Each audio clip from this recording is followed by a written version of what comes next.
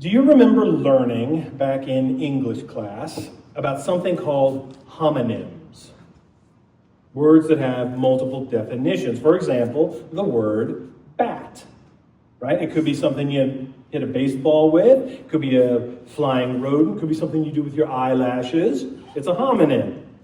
I read that the ultimate English homonym is the word run. It has more definitions than any other English word. It can be a verb, it can be a noun, it can be all kinds of things. In fact, guess how many different definitions the word run has according to dictionary.com. Anybody have an idea? Anybody? 10. 10? 7. 7? 37. 37? So according to dictionary.com, the word run has 148 different definitions.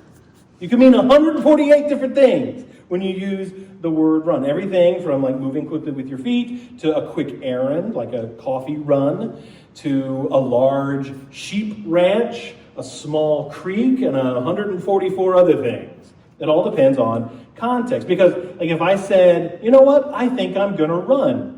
I could mean I'm about to go on a little jog around the neighborhood, or it could mean I'm about to, be a candidate for political office, right? It could mean a whole bunch of other things, too. You know another word that can mean a whole lot of different things? Love. Love. Now, dictionary.com only lists 21 different definitions for the word love, which compared to run, that's nothing. But isn't it bizarre that we use in English the same word to describe our feelings for the most important people in our lives and our favorite flavor of toothpaste? Like me, I love Cool Mint, right? And the consequences for misunderstanding what we mean when we use the word love can be really high, which you know if you've ever been in a conversation that goes something along the lines of, I love you, but not like that. Love is a big deal. Everybody knows it's a big deal. It is one of our fundamental needs in this life. It's right up there with food, water, air, and shelter. And of course, you guys know there have been countless books, movies, TV shows, songs, pieces of art that deal with love. And not just recently. It's not a new phenomenon. Pretty much as long as human beings have been around, love has been a very important part of our existence. As a culture and as a human race, we're all about love. Well, Jesus is also all about love. He loves us, and he teaches us to love. In fact, the number 1 and number 2 most important commandments in the Bible, according to Jesus, both start with the word love. This is Mark 12, 30, and 31. We quote these verses a lot around here because Jesus said they're very important. Love the Lord your God with all your heart and with all your soul and with all your mind and with all your strength. The second is this: love your neighbor as yourself. There is no commandment greater than these. That's according to Jesus. So if love is that important to him, followers of Jesus should probably try to understand what exactly he means when he uses the word love, so that we can learn to love others the way that he taught and modeled for us. In this series, which is called Growing Up, we're talking a lot about growth.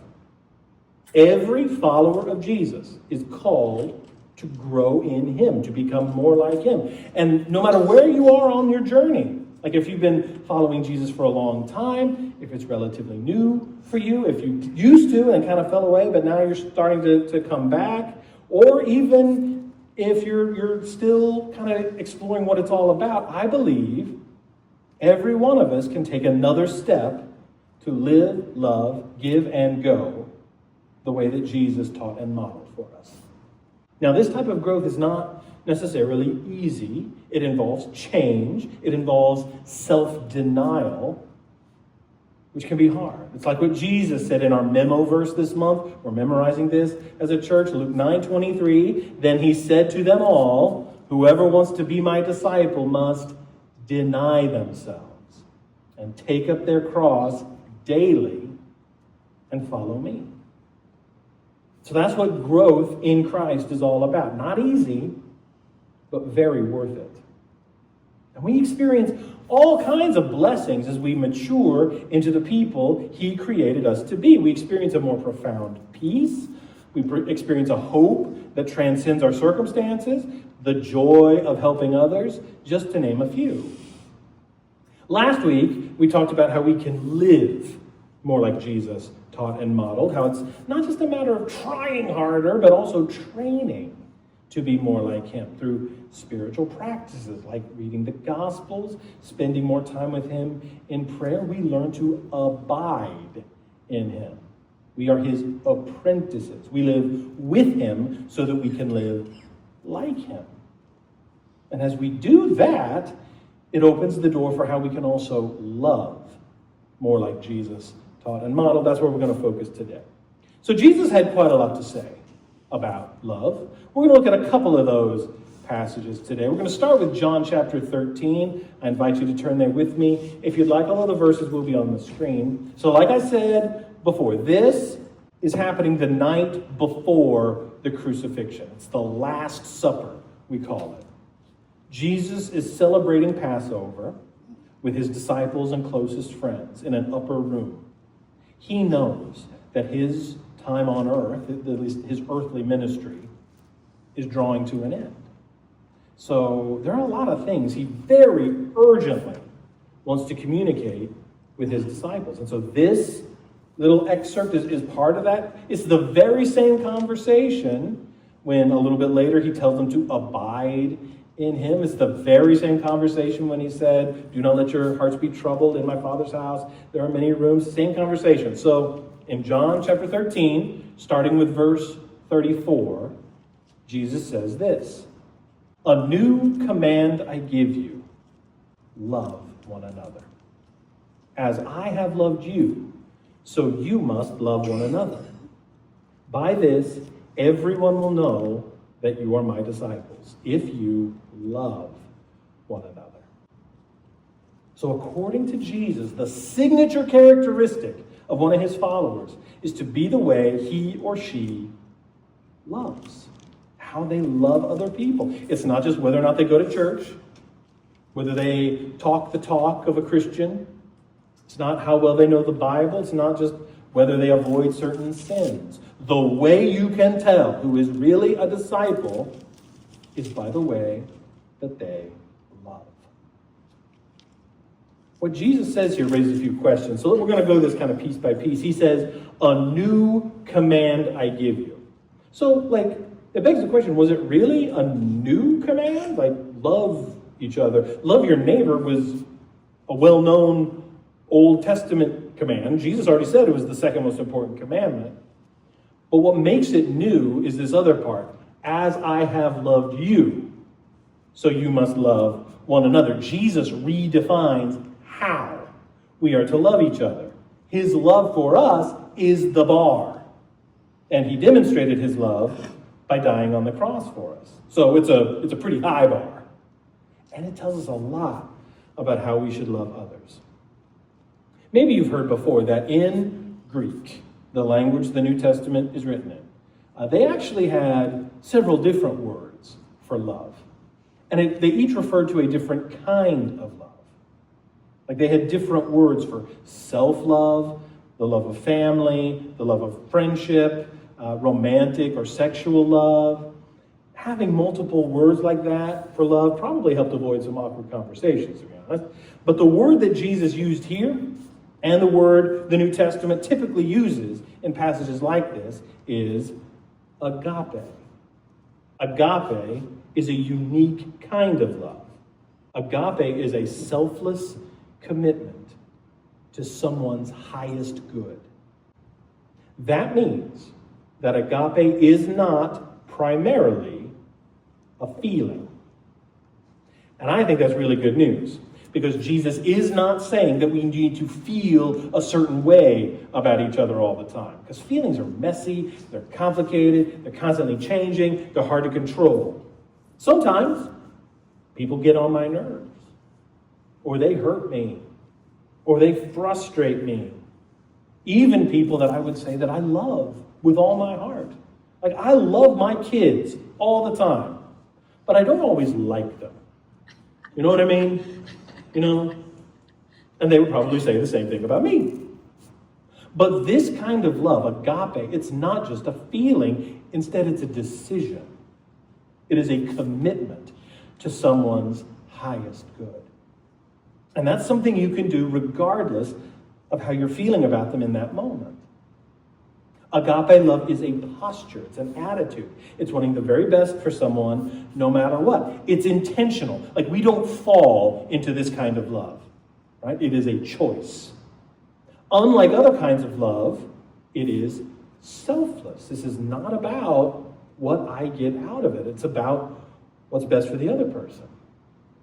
And therefore, it's unconditional. This is not something you can earn or unearn. It's not, I'll love you if you do this and this and this.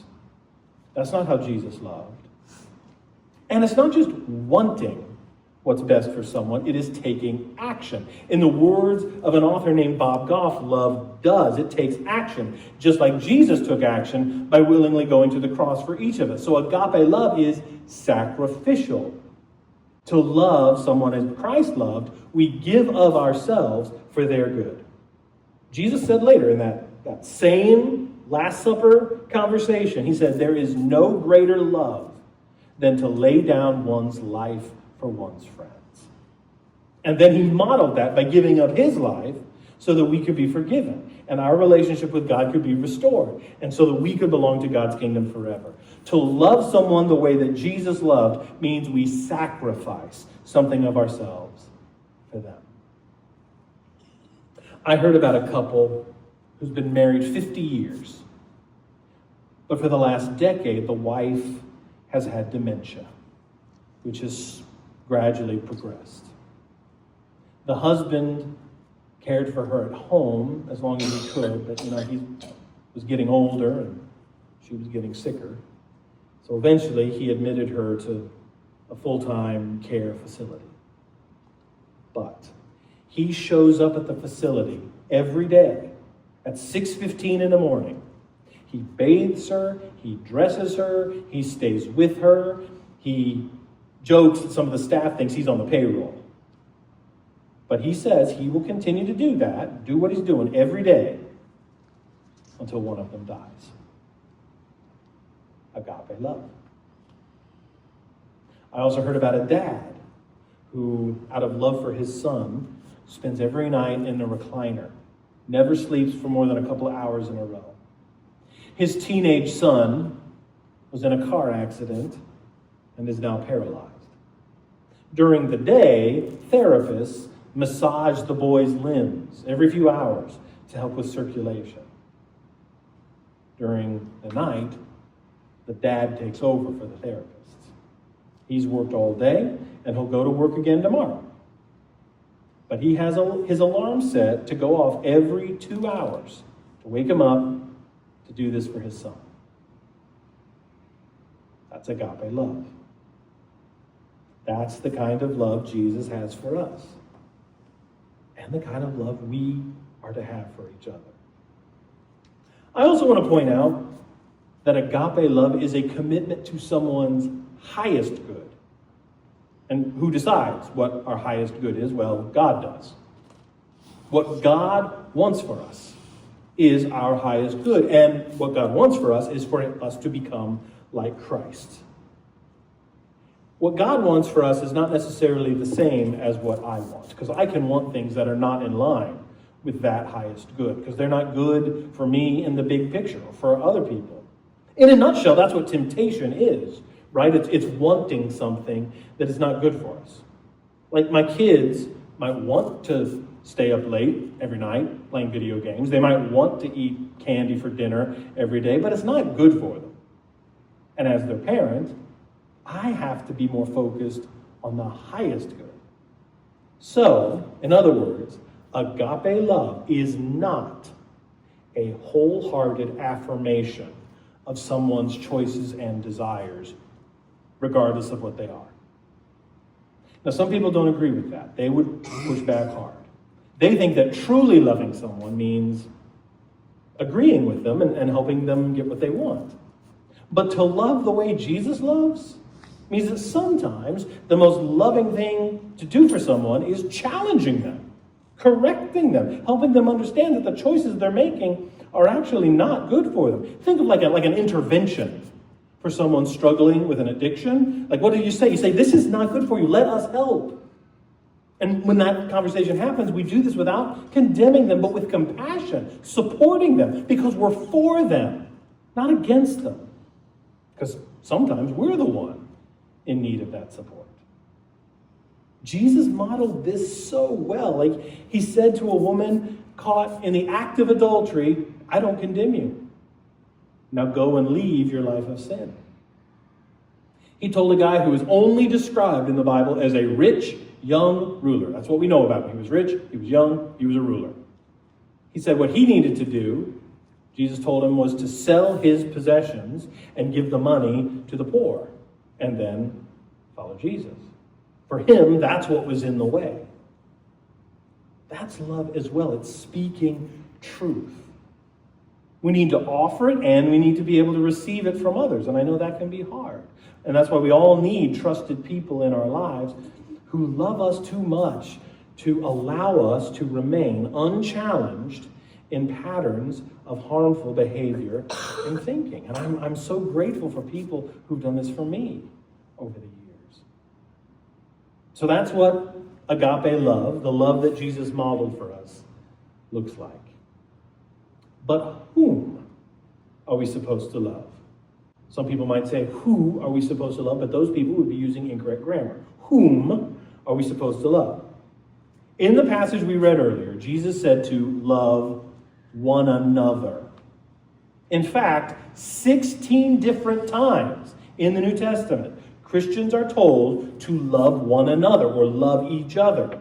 In the Bible, if something is repeated, it's important. And this is repeated 16 times. That's a lot. One another refers to others in the church community. When the Bible uses that phrase, it's talking about other Christians. We must love each other. And that's why Jesus says, this is how people will know you're my disciples, by the way you love each other. The church, as Jesus intended it, is a community founded on agape love. And let me tell you, I have been a part of churches and church groups over the years where this is lived out beautifully. Not perfectly, because people are involved and people are not perfect. But there really is a common love. People are for each other. They're doing what they can to help each other. They're sacrificing for each other. It's not just based on feelings, it's based on commitment. Conflict does happen, but it's resolved with humility and forgiveness. When someone has a need, others step up and try to help. And you know what? I believe Ren Church does this very well. Many of you regularly demonstrate agape love with each other in so many ways. It's awesome to see. Sadly, I've also been a part of some church groups where that wasn't the case. And things like envy and greed and pride and selfishness and a lack of forgiveness take over. Maybe you've experienced something like that too. But that's not how it's supposed to be. That's not who I want us to be. That's why loving as Jesus taught and modeled is a big part of who we are as a church. It is so important for followers of Jesus to love one another. But that's not all. Okay, we don't just need to love others in the church community. Because remember that second greatest commandment we quoted earlier? What did Jesus say? He said, it's to love your neighbor as yourself. Take care of your neighbor as you take care of yourself. But when some people hear that, all the way down through history, they're like, and who exactly is my neighbor? It's people like me, right?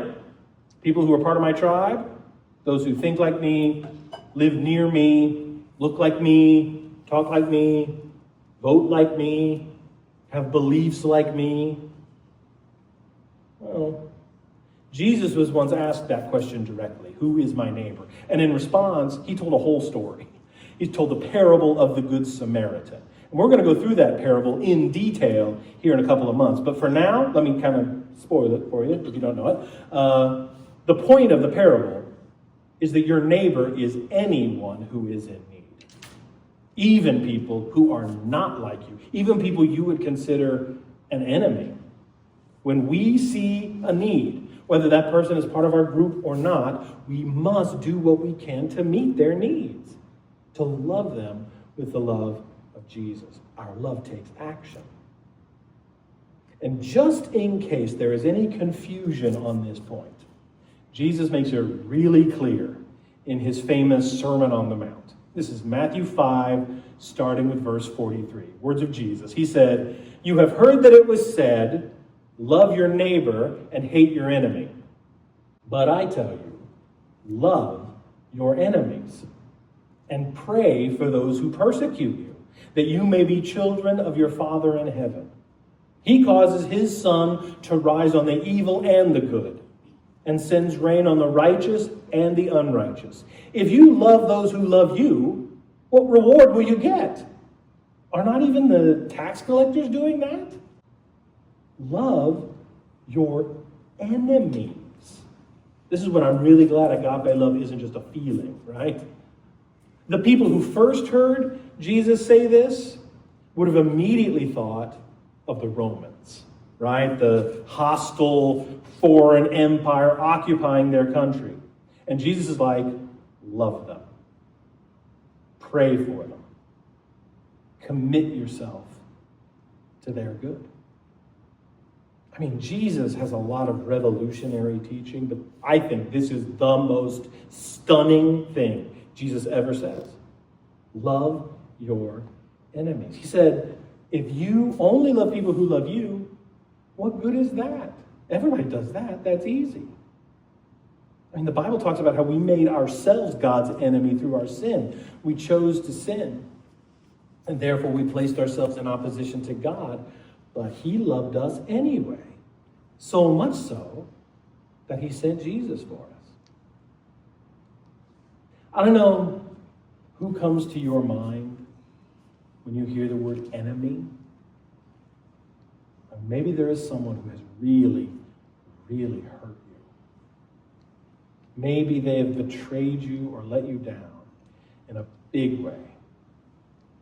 Maybe there's somebody who seems like they're just out to get you. Or in some ways this is worse. Maybe they're not out to get you. Maybe they're hurting a loved one, somebody you care about. Maybe it's people whose political and religious beliefs are very different from yours.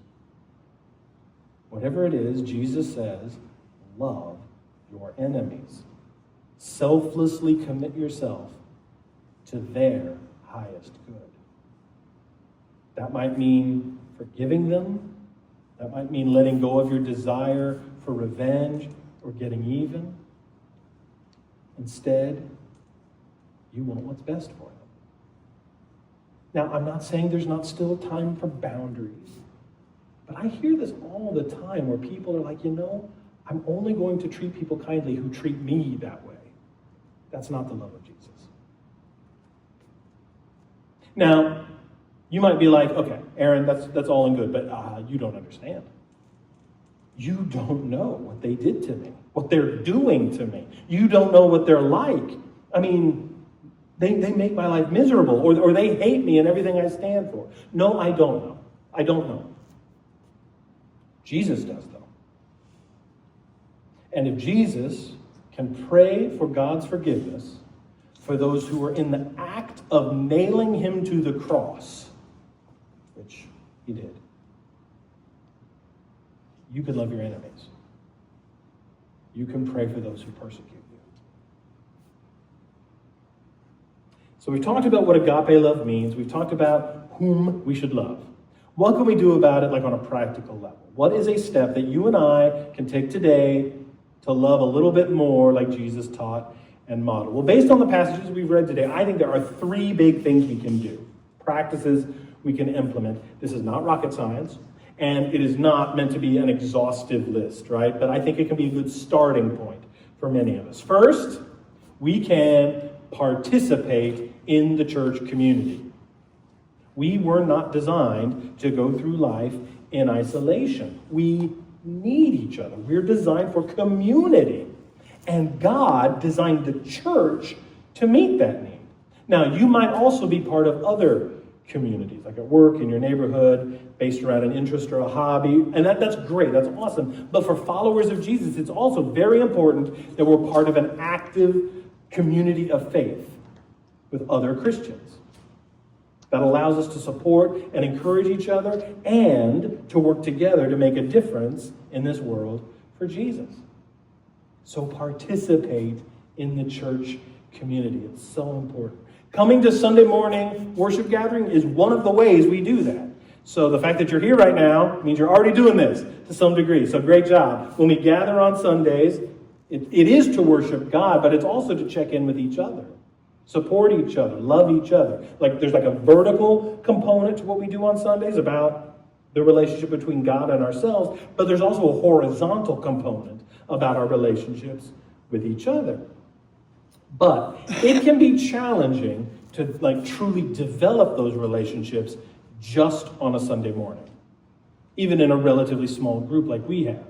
I mean, afterwards, like we're tearing down stuff, we're stacking chairs, and there's only so much time. Now, I never want that to get in the way of relationships. So if someone needs to talk, that takes priority over tear down, if you understand what I'm saying. Like, we'll get it torn down.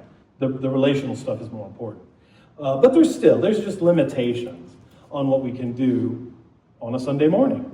And that's why I love it when I hear about people having lunch together or getting together outside of church. And it's also a reason that Ren groups are so important to us. Ren groups, if you don't know, are relatively small groups that meet during the week, and they're about helping each other follow Jesus in the context of relationships. Life happens, right? Like we all have stuff we're dealing with, and Ren groups provide the opportunity for you to share what's going on in your life with others who love you and love Jesus. Many of you already do the Ren group thing, and that's awesome. If not, you're more than welcome. Consider this your invitation. We'd love to have you. We have Ren groups for men, for women, for families, which means we have kids involved, and for teens. So you can come and talk to me or to Jen or pick out somebody that you think is probably in a Ren group, and we'll tell you what you need to know. Now, I know everybody's busy. I know it's easy to find reasons to not fully engage. I know the human tendency to want to shy away from people who get too close to you. I understand all that. But these are things we do to help us follow Jesus. They help us love like Jesus, and not only that, they help us to be loved. So participate in the community. We need you. So keep coming to church, be part of Ren Group, make those things priorities. Second, we can help those in need of help. Now that statement is broad, and it's broad on purpose because there are so many ways we can do this. Like we can use our abilities and our resources to help other people. It can be skills and knowledge that we have, maybe because of our work or some other background, that we can help somebody else with a problem. It includes like using just elbow grease to help somebody move or to help somebody clean up after a hurricane. We've done that a couple of times. It can be volunteering at a homeless shelter or buying items for a supply drive. It can be donating to a reputable charity. It can be saying encouraging things to somebody or writing an encouraging note. It can even just be like listening to someone who needs to talk. And a million other things, like help those in need of help. I mean, there are all kinds of things that I've done, or my family or friends have done, or that have been done for us in the name of agape love. I'm talking about like everything from going to court with somebody. It's awkward, but we've done it. Helping change a tire on the side of the road, making a delicious meal when someone is recovering from an injury or sickness. I've been very grateful when others have done that for us. During the COVID lockdown, Jen once drove all over Orlando, and I mean all over Orlando, trying to find toilet paper for some people who were sick. They completely ran out, so they were desperate, And this was when there was that big run on toilet paper, which was ridiculous. But anyway, Jen had to go to a whole bunch of different places before she found any. It wasn't an inconvenience, but that's what you do when you're trying to love as Jesus loved. You help people who need help. Now, this includes being ready to help when someone asks or when we're presented with an opportunity, but I think it goes beyond that because love takes action. This is proactive. Seek out those in need of help. Some people may not ask on their own. I don't mean like force your help onto somebody. Not talking like that. Just be proactive because that is loving like Jesus. So we do this on our own as individuals, and we also do this as a group, as Ren Church. Man, we are constantly looking for ways that we can love and help others. Even, again, while we're relatively small like this, in the past we have done service projects for groups like the homeless, foster families, victims of human trafficking, cancer patients, just to name a few. So if you are aware of an opportunity like that, let us know, and let's try to help. Next week, I'm going to be able to tell you about a new opportunity. We're still working out some of the details, but we're able to share some love with some first responders in our area and encourage them and those they serve. So I'm really excited about that. I love when we can do that sort of thing as a group. The third practice that I want to suggest today is to pray for your enemies.